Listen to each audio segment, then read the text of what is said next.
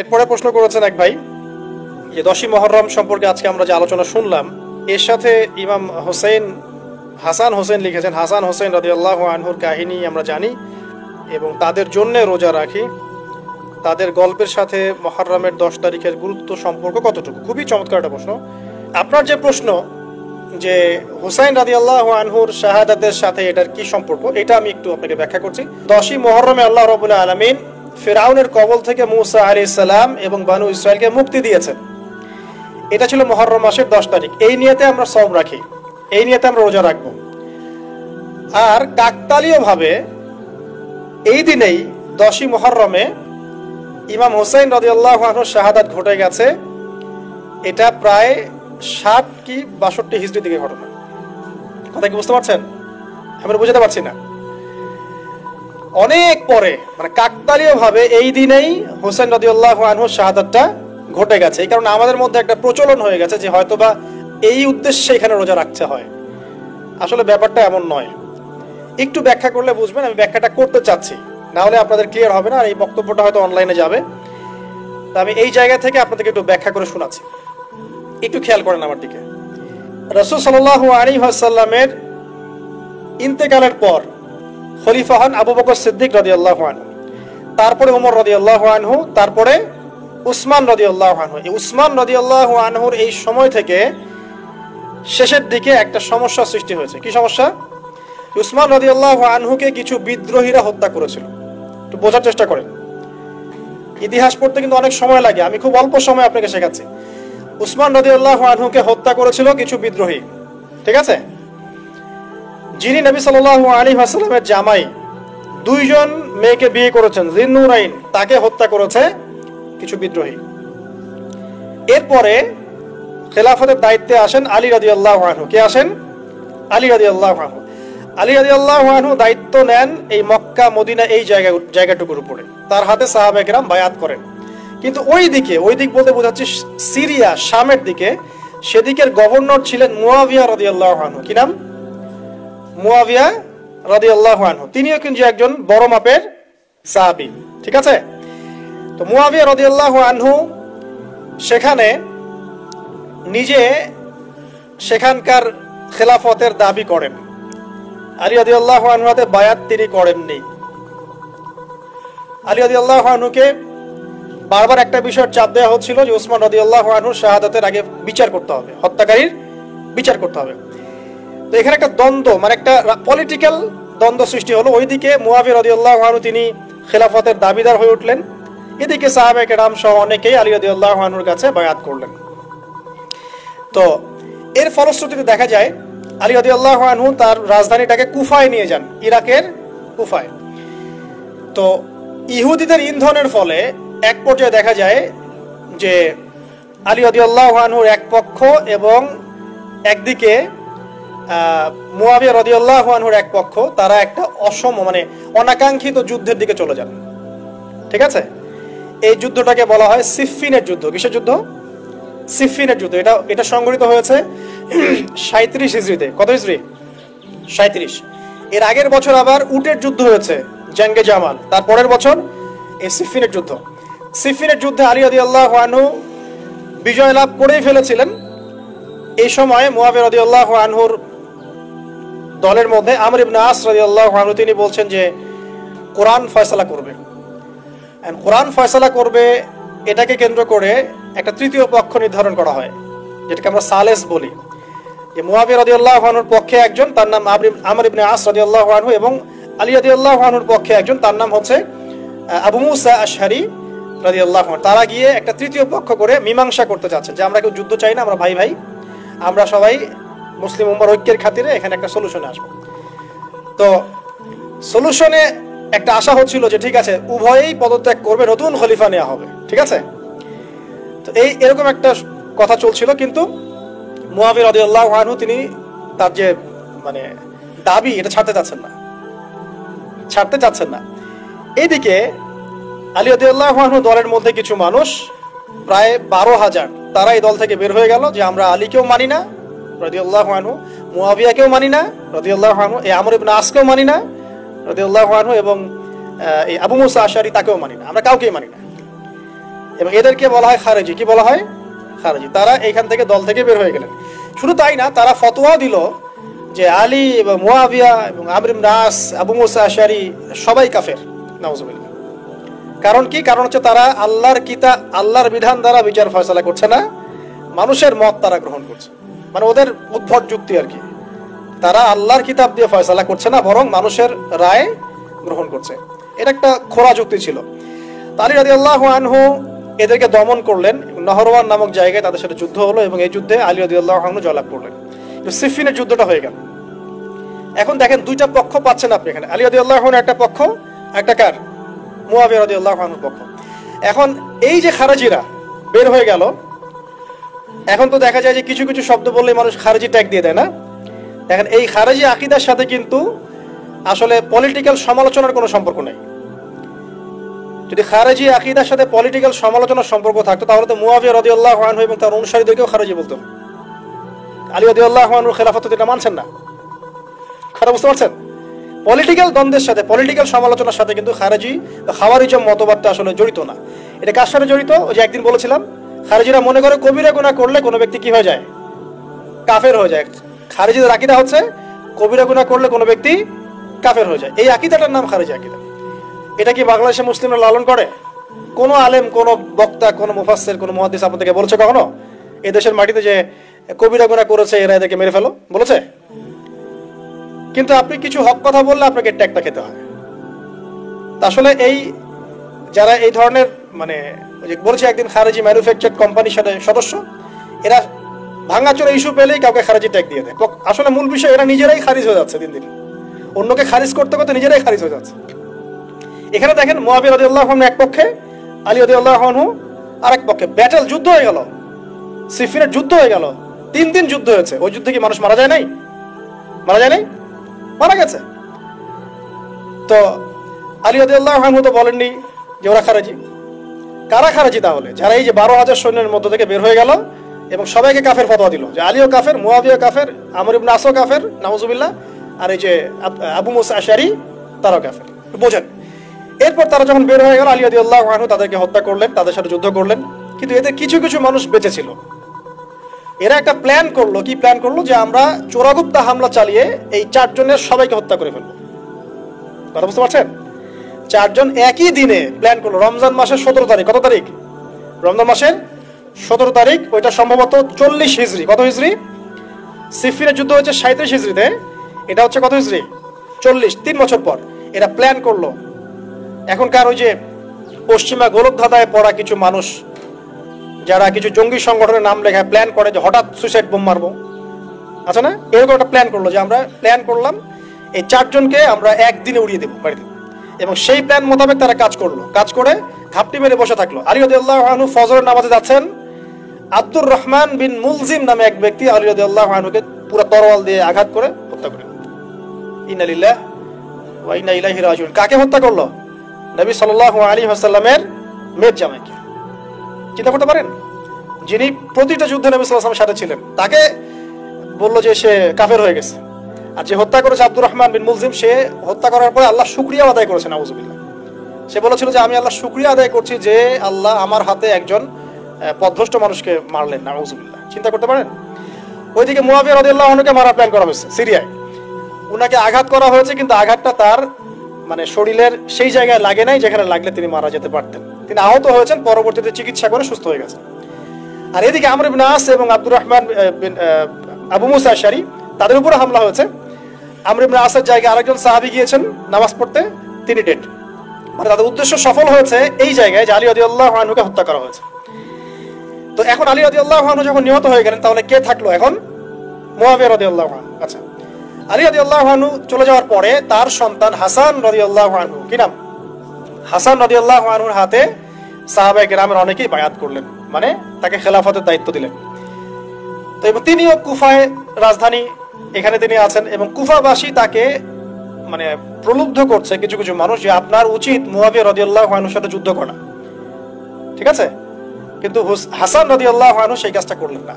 তিনি বলেন না, আমি মুসলিমদের মধ্যে দ্বন্দ্ব চাই না, বরং আল্লাহর নবী একটা ভবিষ্যৎবাণী করেছিলেন সাল্লাল্লাহু আলাইহি ওয়াসাল্লাম যে আমার এই নাতি হাসান মুসলিমদের বড় ফিতনার সমাধান করে দিবে। সুবহানাল্লাহ। কথা বুঝতে পারছেন? তো হাসান রাদিয়াল্লাহু আনহু তখন কি করলেন, নিজে তার যে এই যে দায়িত্ব, খেলাফতের দায়িত্ব, তিনি মুয়াবিয়া রাদিয়াল্লাহু আনহুর হাতে ছেড়ে দিলেন। সুবহানাল্লাহ, তিনি নিজে পদত্যাগ করলেন। ঠিক আছে, আমার ক্ষমতার দরকার নাই, মুসলিমরা আপোষে মারামারি কাটাকাটি থেকে রক্ষা পাক। কিছু শর্ত ছিল ওই চুক্তির মধ্যে, যে মুয়াবিয়া রাদিয়াল্লাহু আনহু যে কাজই করবেন সুরাভিত্তিক করতে হবে, হ্যাঁ, আহলে বাইতদেরকে সম্মান করতে হবে, ভাতা নির্ধারণ করতে হবে, এরকম কিছু শর্ত ছিল। ঠিক আছে, তো মুয়াবিয়া রাদিয়াল্লাহু আনহু মেনে নিলেন। এবার কিন্তু সারা মুসলিম জাহারের কে খলিফা হলেন? কি নাম বলেন? মুয়াবিয়া রাদিয়াল্লাহু আনহু। এবং এরপর তিনি একাধারে 20 বছর খেলাফতের দায়িত্ব পালন করেছেন। কত বছর? 20 বছর। 40 হিজরিতে এই যে আলী রাদিয়াল্লাহু আনহু মারা যান, আর 20 বছর খেলাফতের দায়িত্ব পালন করেন কে? মুয়াবিয়া রাদিয়াল্লাহু আনহু। এবং এই সময় মুসলিমরা অনেক উন্নতি করেছে।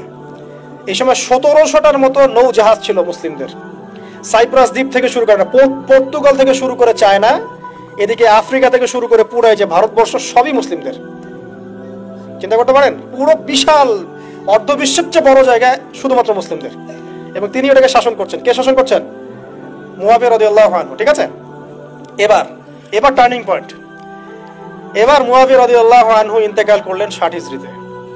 ঠিক আছে, আর এদিকে হাসান রাদিয়াল্লাহু আনহু ইন্তেকাল করেছিলেন 49 হিজরিতে। ইন্তেকালের সময় তিনি তার পরবর্তী দায়িত্বশীল নির্ধারণ করে গেলেন বা নিয়োগ করে গেলেন তার পুত্র ইয়াজিদকে। কাকে? ইয়াজিদকে। এই জায়গাটাতে সাহাবায়ে কেরাম রাদিয়াল্লাহু আনহুর অনেকেই মানেন নাই, কারণ তখন তার চেয়েও যোগ্য মানুষ সমাজে ছিল। ঠিক আছে, তখন আব্দুল্লাহ বিন ওমর বেঁচে আছেন, আব্দুল্লাহ বিন আব্বাস বেঁচে আছেন, আব্দুল্লাহ বিন জুবায়ের রাদিয়াল্লাহু আনহু, বড় বড় জলিল কাদির সাহাবী, তারা কিন্তু তখন বেঁচে আছেন। কিন্তু কি করলেন মুয়াবিয়া রাদিয়াল্লাহু আনহু, আল্লাহ তাকে জান্নাতবাসী করুন, তিনি তার ছেলে ইয়াজিদকে শাসন ক্ষমতা দিয়ে গেলেন। এই যে শুরু হলো বাবার পরে ছেলে, বুঝতে পারছেন, রাজতন্ত্র শুরু হলো। এবার সাহাবায়ে কেরামদের মধ্যে অনেকেই এটা মানতে চাচ্ছেন না। যারা মানতে চাচ্ছেন না তাদের মধ্যে আছেন আব্দুল্লাহ বিন ওমর রাদিয়াল্লাহু আনহুর ছেলে, আছেন আব্দুল্লাহ বিন আব্বাস রাইসুল মুফাসসিরিন, আছেন আব্দুল্লাহ বিন জুবায়ের বিন আওয়াম রাদিয়াল্লাহু আনহুর ছেলে, এরকম বড় বড় সাহাবী, এবং তারা মক্কা মদিনায়। তো আচ্ছা, এখন এই সাহাবীদেরকে কি আমরা খারেজি বলবো? তারা যে পলিটিক্যালি তাকে সমর্থন করছেন না, পলিটিক্যালি কোনো গভর্নমেন্টের সমর্থন না করলেই খারেজি হয়ে যায়? যদি কেউ বলে আরব বিশ্বের সব যত নেতা আছে এদের মধ্যে অনেকেই ইসরায়েলের সাথে আতাত করেছে, সে কি খারেজি হয়ে যাবে? এই সমালোচনার সাথে খাওয়ারিজমের কোনো সম্পর্ক আছে? যদি কেউ বলে যে পশ্চিমাদের অস্ত্রশস্ত্র নিয়ে মুসলিমরা ইয়েমেনে হামলা করছে, এটা বললে সে খারেজি হয়ে যাবে? যদি কেউ বলে যে মধ্যপ্রাচ্যের কান্ট্রির কিছু নেতা তারা পশ্চিমাদের সাথে চুক্তি করেছে পেট্রো ডলার মনিটরিং সিস্টেম, সে কি খারেজি হয়ে যাবে? যদি কেউ বলে জায়নিস্টদের সাথে আঘাত করে অনেক মুসলিম কান্ট্রি চলছে, তাহলে কি মিডল ইস্টের সমালোচনা করার কারণে একজন ব্যক্তি খারিজি হয়ে যাবে? খারিজি ম্যানুফ্যাকচার্ড কোম্পানি বাংলাদেশে তারা এই সংজ্ঞায় শিখায়, পলিটিক্যাল বিরোধিতা করলে আপনি খারিজি হয়ে যাবেন। অথচ এখানে দেখেন সাহাবায়ে কেরাম রাদিয়াল্লাহু আনহু মানছেন না ইয়াজিদকে। এবার ইয়াজিদ কি করলো দেখেন। এবার ইয়াজিদ প্রথমত সাহাবীদেরকে কনভিন্স করার চেষ্টা করলেন।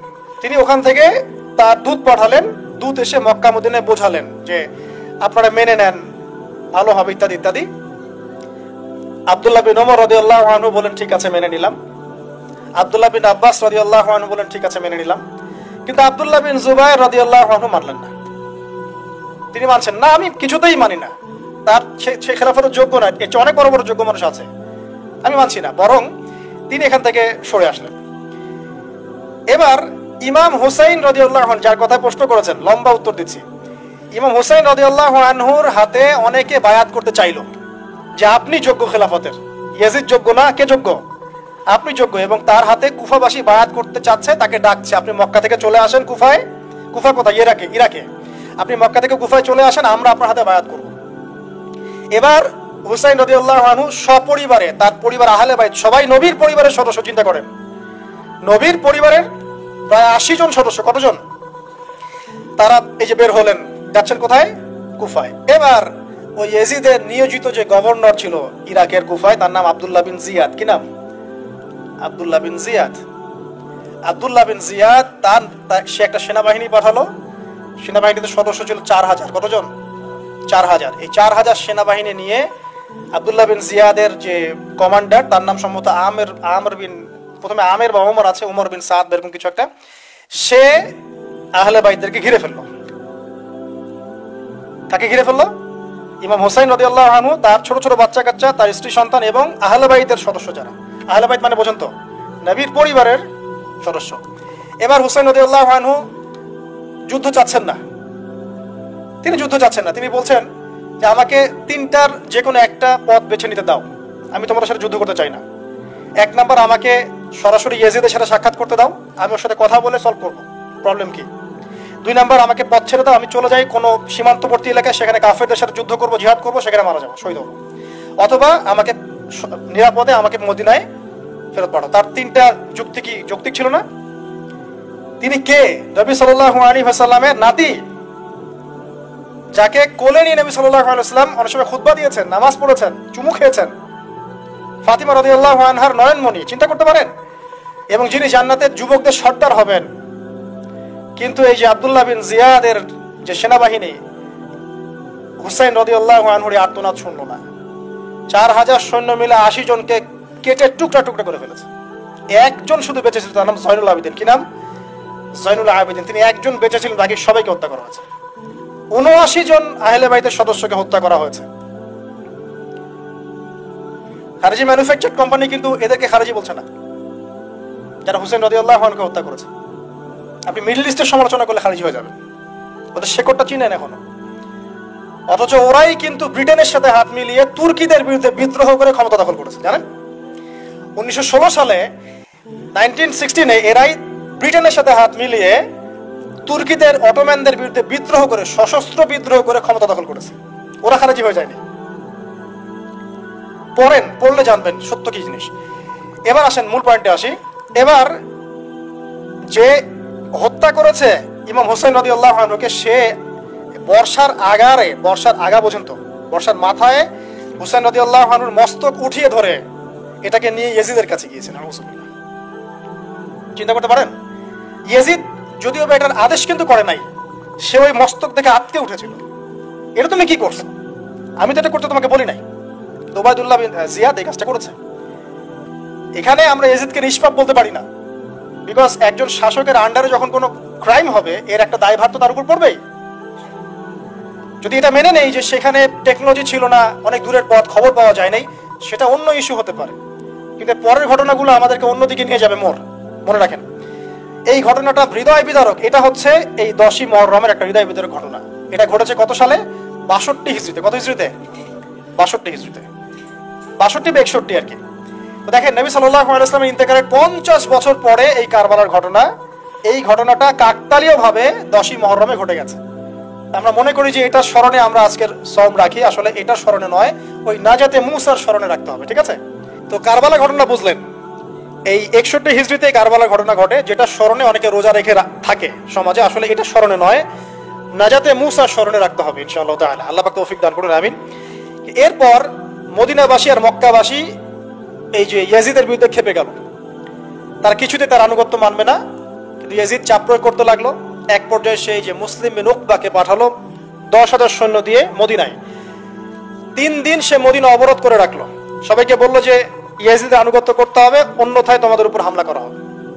নবীর শহরে মুসলিম বিন উকবার নেতৃত্বে পিছনে ইয়াজিদ ছিল।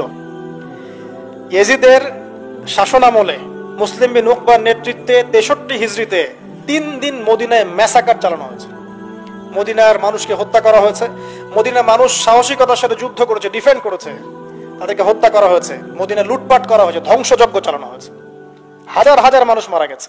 এখন আমাকে বলেন, এই যে মদিনার যে মানুষগুলো এই মুসলিম বিন উকবার সেনাবাহিনীর বিরুদ্ধে দাঁড়িয়েছিল, এরা কি খারিজি ছিল? ওরা শাসকের বিরুদ্ধে যুদ্ধ করলো? উত্তর দেন। এই খারিজি ম্যানুফ্যাকচার কোম্পানিকে বলেন, উত্তর দিতে বলেন। মুসলিম বিন উকবার নেতৃত্বে যে বাহিনী মদিনা আক্রমণ করলো আর মদিনাবাসী যে বীরত্বের সাথে ডিফেন্ড করলো, এখন কি মদিনার সব মানুষ খারিজি হয়ে গিয়েছিল? পলিটিক্যাল দ্বন্দ্বের সাথে খাওয়ারিজমের কোনো সম্পর্ক আছে? মানুষকে কি বুঝায়? শুধু তাই না, এই সময়ে মক্কায় আব্দুল্লাহ বিন জিয়াদ রাদিয়াল্লাহু আনহু তিনিও তার বলয় গড়ে তুলেছেন, তার হাতে মানুষ বায়াত শুরু করেছে। আর ইয়াজিদকে মানুষ মানছে না, বলছে আব্দুল্লাহ বিন জুবাইর, তার হাতে আমরা খেলাফতের বায়াত করব। বহু মানুষ আব্দুল্লাহ বিন জুবাইর রাদিয়াল্লাহু আনহুর হাতে বায়াত করা শুরু করলেন।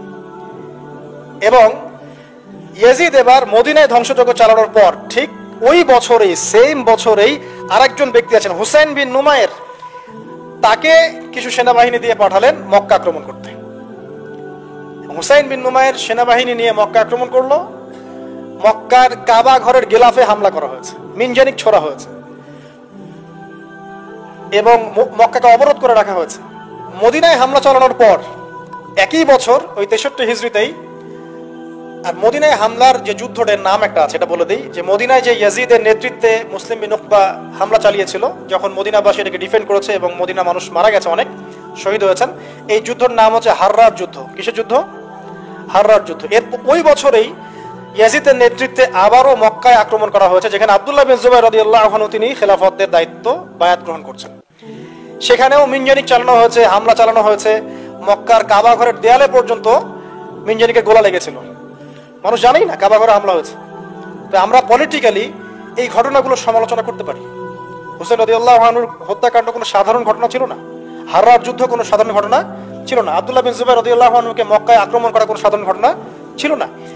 এরপরে আব্দুল মালিক বিন মারওয়ান যখন ক্ষমতায় আসেন, তার প্রায় 10 বছরের পরে, তখন হাজ্জাজ বিন ইউসুফের নেতৃত্বে আবারও এই মক্কায় হামলা হয়েছে। এর নাম শুনেছেন? হাজ্জাজ বিন ইউসুফ। এবার এই হামলাতে আব্দুল্লাহ বিন জুবাইর রাদিয়াল্লাহু আনহু এবং তার অনুসারীদেরকে সবাইকে শহীদ করা হয়েছে। হাজ্জাজ বিন ইউসুফের প্রতিরোধ করার সময় আব্দুল্লাহ বিন জুবাইর এবং তার সাহাবায়ে, তার সঙ্গী সাথী, তারা কি খারেজি ছিলেন? আব্দুল্লাহ বিন জুবাইর রাদিয়াল্লাহু আনহুকে হত্যা করে রৌদ্রের মধ্যে তার লাশটা ঝুলিয়ে রাখা হয়েছে। আব্দুল্লাহ বিন জুবাইর কি আপনাকে বলি? আব্দুল্লাহ বিন জুবাইর রাদিয়াল্লাহু আনহু জুবাইর বিন আওয়াম রাদিয়াল্লাহু আনহুর ছেলে। জুবাইর বিন আওয়াম কি আপনাকে বলি? জুবাইর বিন আওয়াম হচ্ছেন জান্নাতের 10 জন সার্টিফিকেট প্রাপ্ত সাহাবীর একজন। আব্দুল্লাহ বিন জুবাইর আসমা বিনতে আবু বকর রাদিয়াল্লাহু আনহুর সন্তান। আসমা বিনতে আবু বকর কি আপনাকে জানাই? আসমা বিনতে আবু বকর হচ্ছেন আবু বকর সিদ্দিক রাদিয়াল্লাহু আনহুর মেয়ে। জুবাইর বিন আওয়াম এবং আসমা বিন আবু বকর রাদিয়াল্লাহু আনহু, তাদের সন্তান হচ্ছেন আব্দুল্লাহ বিন জুবাইর রাদিয়াল্লাহু আনহু, যাকে এভাবে হাজ্জাজ বিন ইউসুফের সময় হত্যা করা হয়েছে মক্কায়। এই যে ঘটনাগুলো আপনারা শুনুন। এরপরে যদিও বা পরিস্থিতি ঠান্ডা হয়ে যায় আস্তে আস্তে, এবং আব্দুল মালিক বিন মারওয়ানের সময় তিনিও প্রায় 20 বা 22 বছর ক্ষমতা কাটান, এবং ওই সময় মুসলিমরা এই যে সিন্ধু প্রদেশ জয়, ওইদিকে তারেক বিন জিয়াদের স্পেন জয়, এদিকে আপনার এই যে আমাদের ভারতবর্ষ জয়, এগুলো ওই সময় ঘটেছে। ঠিক আছে, ওইদিকে আমরা যাচ্ছি না। মূল যে জায়গাটা আপনাদেরকে আজকে বলতে চাচ্ছি সেটা হলো এই, প্রথমত কারবালার বিয়োগান্তক ঘটনার সাথে এই 10ই মুহররমের সওমের কোনো সম্পর্ক নাই। এটা নাজাতে মুসার সাথে সম্পৃক্ত, তবে এই হিস্ট্রিটা আপনার জানা থাকা উচিত, কিভাবে আবু বকর সিদ্দিক রাদিয়াল্লাহু আনহু থেকে এই আব্দুল্লাহ বিন জুবাইর রাদিয়াল্লাহু আনহু শাহাদাত পর্যন্ত ঘটনাগুলো ঘটলো। আল্লাহ পাক আমাদের সবাইকে ঘটনাগুলো থেকে শিক্ষা নেওয়ার তৌফিক দান করুন। মূল বিষয়টা হচ্ছে এখানে পলিটিক্যাল বিরোধিতা একটা জিনিস, খারেজি আকীদা টোটালি ডিফারেন্ট জিনিস। আর অনেক পলিটিক্যাল দ্বন্দ্ব পেরিয়ে মুসলিম ইতিহাস, ইসলামের ইতিহাস আজকে এই পর্যন্ত পৌঁছেছে। এই দ্বন্দ্বগুলোর কারণে আমরা কখনো এক পক্ষ আরেক পক্ষকে কাফের, ফাসেক, জালেম, মুরতাদ বা খারেজি এসব ট্যাগ লাগাতে পারি না। এগুলো দুঃখজনক। আল্লাহ পাক এভাবেই আমাদেরকে পরীক্ষা করেছেন, এই ঘটনাগুলো ঘটে গেছে। আল্লাহ পাক আমরা সবাইকে ইতিহাস থেকে শিক্ষা নেওয়ার তৌফিক দান করুন, মুসলিমদের মধ্যে আপোষে ভাই ভাই সম্পর্ক রাখার তৌফিক দান করুন। আমিন।